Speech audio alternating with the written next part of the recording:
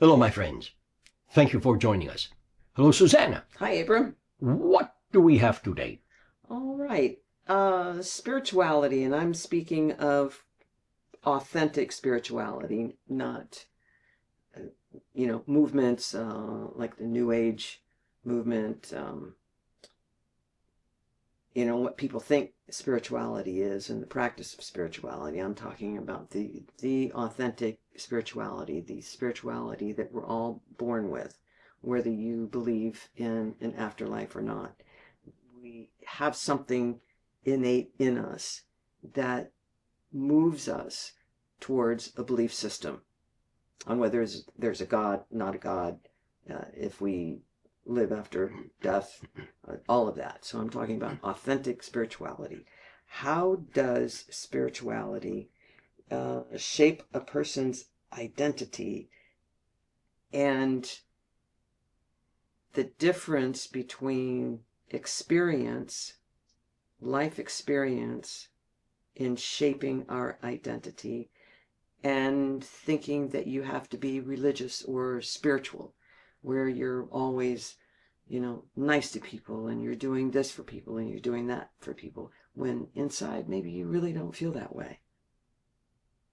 So how does spirituality shape our identity? First of all, if you do not feel like being nice to all people, don't be nice to them, but be nice to yourself. This is what matters. Because when you are nice to yourself, you can be nice to someone else. You can have your God, you can have your gods, you can have your religion, you can have your sense of spirituality, your understanding of spirituality, and this is all good. Good for you. No matter what or who you worship, no matter how you view religion, spirituality, metaphysics, and all the rest. I tell people all the time, you have to do nothing to become spiritual. You are spiritual right now. Spirituality is about love, compassion, allowance, and acceptance. Spirituality feeds your identity. Your identity feeds your spirituality. You are spiritual just as you are. You really need do nothing to become spiritual, because you are spiritual just as you are. Spirituality is simply a matter of knowing yourself, knowing who, what, and why you are. Who are you? You know who you are. What are you? Think about it. Why are you? Think about that one. That is the key. Why are you? When you discover the what and the why, you will feel a change take place inside of you. And you will begin to understand that spirituality is just a matter of being yourself and being the best that you can be. And best is not a judgment word. You do things in your life. Some things are good, some things are not good. So what? You are just a normal human being. Don't feel badly about yourself for doing something that is not very nice. You cannot like everyone. Do not try. But what you can do is you can allow everyone to be just the way they are. Don't try to change them, but change yourself by allowing them to be who, what, and why they are. Because this is their sense of spirituality. Now, is there spirituality in religion? You can find it. Do not, well, let me put it this way. You have your religion, no matter what it might be, good for you. Be religious. Be involved in that religion. But do not give your power away to religion. You can have religion in your life and still be who, what, and why you are.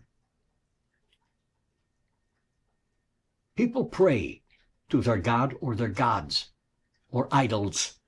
This is good. Pray. If you are not religious and you would like to try to pray, pray to yourself.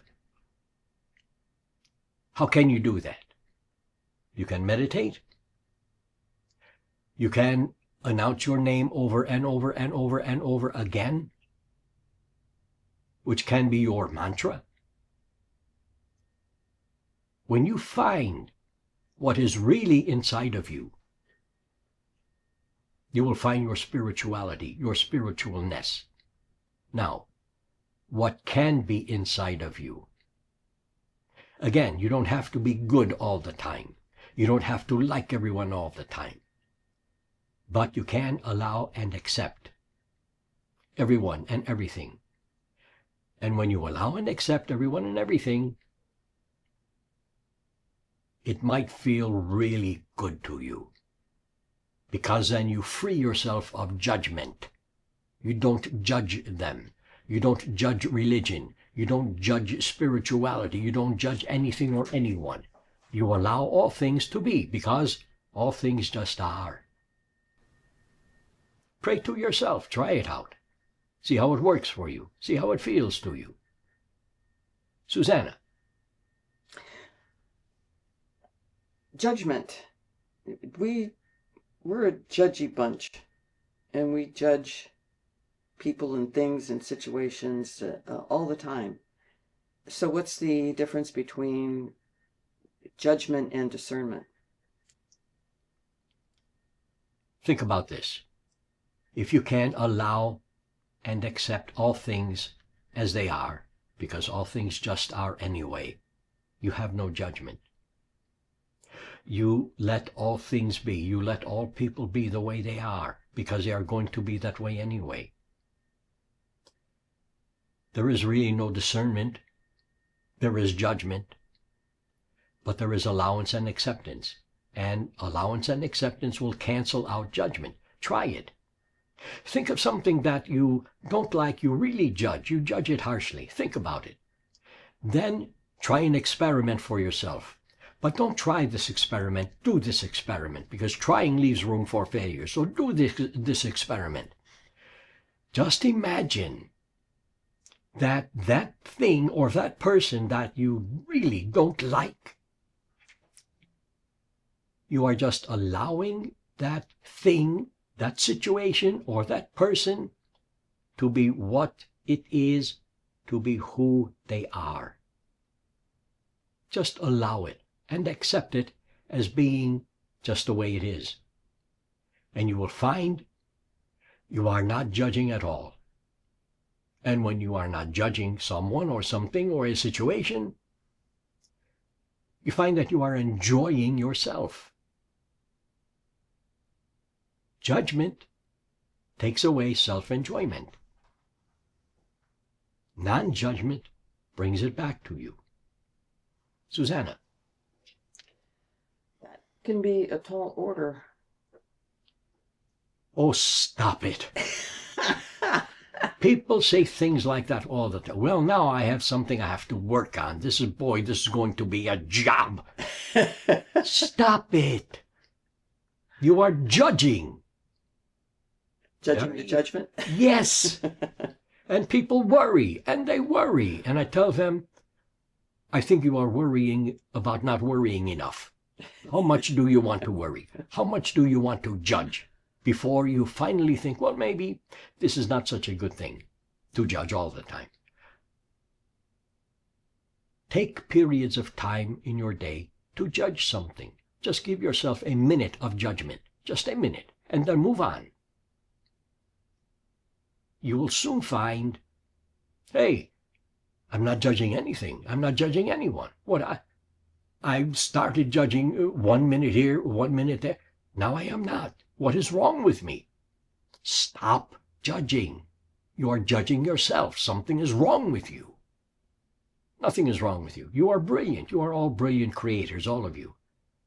Sometimes you just cannot see it, because you are thinking about all of the things going on around you in your society, and things are not right, and boy, this stinks and that stinks, and oh, this should be different, and boy, if I were king, if I were ruler, I would change everything and everyone. Pay attention to you. This is what counts. This is where it all is with you. Many times you have heard everyone is a reflection of you. Think about that. Could change your entire mood. Could change your entire understanding of life itself. Susanna. That's it. That's a wrap. All right. Then we will let it be a wrap. Okay. Thank you, my friends. I love you. Enjoy your day, or don't enjoy it. But if you don't enjoy it for 1 minute. Then go back to enjoying it. I love you. Thank you. Thank you, everyone.